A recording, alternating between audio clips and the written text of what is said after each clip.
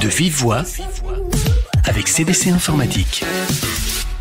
Bonjour, je suis Audrey Bénard et je suis ravie de vous accueillir dans ce nouvel épisode de vive voix, un podcast qui vous emmène dans des univers totalement différents à la rencontre de parcours et de personnalités passionnées et passionnantes. Aujourd'hui, je reçois Coralie Franiat. Alors Coralie a co-créé Bijou, qui se définit comme étant une boîte à idées à destination des entreprises.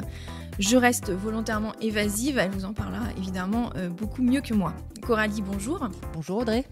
Merci d'abord d'être à mes côtés aujourd'hui. Est-ce que tout simplement tu peux nous présenter Bijou ? Absolument. Alors Bijou, c'est une agence de création de solutions ludiques. On existe depuis 8 ans. Et donc, par solution ludique, j'entends jeu au sens large. Ça peut être un jeu de société, un événement avec de la gamification, un jeu de cartes, un escape game en ligne. Enfin, ça peut prendre beaucoup de formes. On appelle ça donc une solution ludique parce qu'elle va aller répondre à des problématiques. Et les problématiques, c'est les problématiques que rencontrent nos clients qui sont des entreprises, des assos, des fédérations professionnelles. Et ça peut être comment j'accueille mes nouveaux salariés dans l'entreprise, comment je les embarque dans ma stratégie RSE, etc., etc. D'ailleurs, tu as dit le mot gamification. C'est vrai qu'on assiste depuis quelques années maintenant à une sorte d'essor de cette gamification en entreprise. Tu as un petit peu répondu. Mais aujourd'hui, pourquoi d'ailleurs les entreprises font appel à Bijou ? Et à ton sens, quels sont les réels bienfaits en fait, de la gamification en entreprise ? Alors les entreprises, elles viennent souvent nous voir pour changer de format parce qu'elles ne savent plus trop comment créer du lien. Parfois, ça peut être comment faire revenir leurs salariés dans l'entreprise et aussi faire passer des messages parce que je pense que tout le monde en a un peu marre des PowerPoint. Donc une de mes punchlines, c'est de dire que je veux que le jeu remplace le PowerPoint dans le futur. D'ailleurs, on est en plein déménagement en fait de nos locaux et c'est vrai que la direction de projet en fait de cet emménagement a fait un jeu justement pour que les salariés s'approprient les espaces. Donc un jeu où on peut deviner en fait quel espace avec une sorte de définition. Et du coup, dans tes différentes missions, comment les salariés justement accueillent le jeu en entreprise ? Alors, on a toujours eu un accueil positif du jeu. Parfois, les freins, peut-être que certains peuvent avoir peur du jeu, mais en tout cas, globalement, on a toujours un accueil positif. En plus, on essaye de faire des jeux qui sortent les gens des écrans. Et donc ça, même parfois, on anime des jeux et les gens arrivent chacun avec un ordinateur sous le bras et on leur dit non, vous allez mettre votre ordinateur de côté et puis on va se remettre autour d'une table. C'est presque bizarre, mais le jeu est toujours bien accueilli. À la fois, finalement, dans les clients avec lesquels on travaille, on a des super rapports avec nos clients parce que c'est toujours le projet un peu plaisir. On va faire un jeu, c'est sympa. Et après, les participants du jeu sont toujours très, très positifs sur le fait de jouer un peu en entreprise. Mais ils ne considèrent pas ça comme une perte de temps Alors, il y en a peut-être. Il y en a toujours. Il y a toujours des détracteurs de n'importe quel sujet. Mais on fait, nous, quand même des jeux. On ne fait pas du pur team building ou du jeu un peu gratuit juste pour divertir. On crée vraiment des jeux avec un objectif, un message à faire passer, etc. Donc, c'est ce qu'on appelle du jeu sérieux.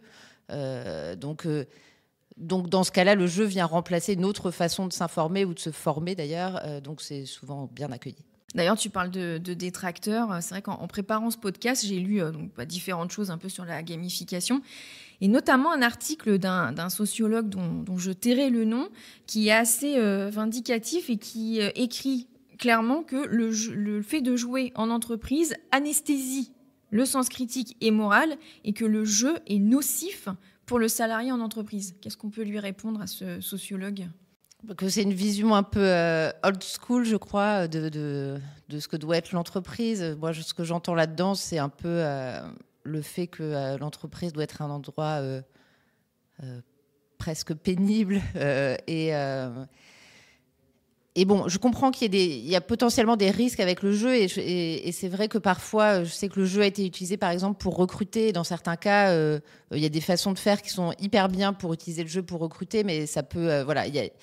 Comme tout outil, il peut y avoir des risques et des biais à utiliser le jeu. Donc, je peux comprendre qu'il puisse y avoir des risques. Après, moi, je pense surtout aux bienfaits du jeu qui vont être notamment favoriser l'empathie. Nous, on utilise beaucoup le jeu pour que les gens puissent se mettre à la place de quelqu'un d'autre pour bien comprendre ce que la personne vit.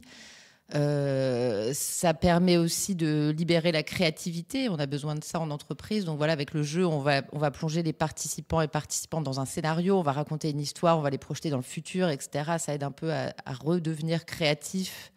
Là où parfois le quotidien, moi je pense que c'est le quotidien en entreprise qui anesthésie le cerveau et le sens critique.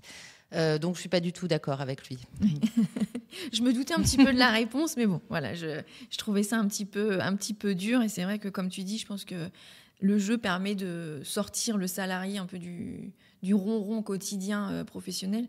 Et je pense que ça peut être un bienfait. L'une des offres de Bijoux, donc c'est, comme tu disais, de créer des jeux sur mesure à la demande selon les besoins des entreprises qui font appel à vous.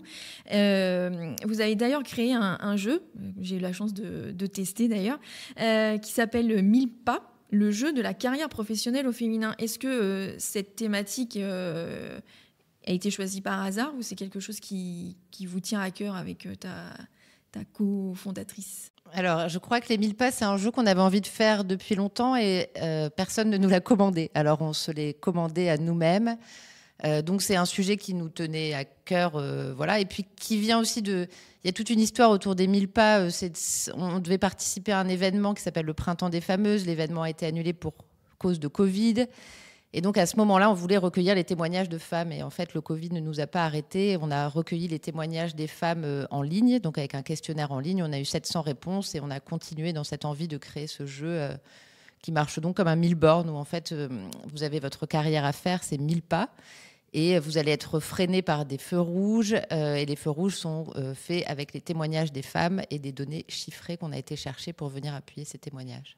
Et d'ailleurs, si je peux rebondir, donc tu as co-créé donc Bijoux avec une deuxième personne qui est également une femme. Est-ce que justement vous avez pu rencontrer des freins un petit peu dans la construction de votre entreprise? Alors c'est toujours difficile de répondre à cette question. Oui et non, c'est-à-dire que je crois que créer cette entreprise, c'était une façon un peu de passer certaines barrières que rencontrent les femmes dans leur carrière. Donc en ça, on a décidé justement d'aller monter notre boîte et de ne pas avoir peur, etc. Après, un des témoignages des femmes qui revient le plus souvent, c'est mon plus grand frein, c'est moi. Donc voilà, comme toute entrepreneuse, on a sans doute douté. Voilà. Après, est-ce qu'on a rencontré des freins? Je ne sais pas ce que serait Bijoux aujourd'hui si on était des hommes. Est-ce qu'on aurait levé des fonds? Est-ce qu'on aurait plus de... Je ne sais pas. Un dernier mot peut-être pour conclure ce podcast? Je voudrais vraiment montrer à quel point le jeu est un super outil. À la fois, on s'en rend compte chaque jour avec les 1000 pas quand on va animer des parties de jeu, que c'est un vrai outil de prise de conscience. Et voilà, il ne faut pas avoir peur d'utiliser le jeu en entreprise.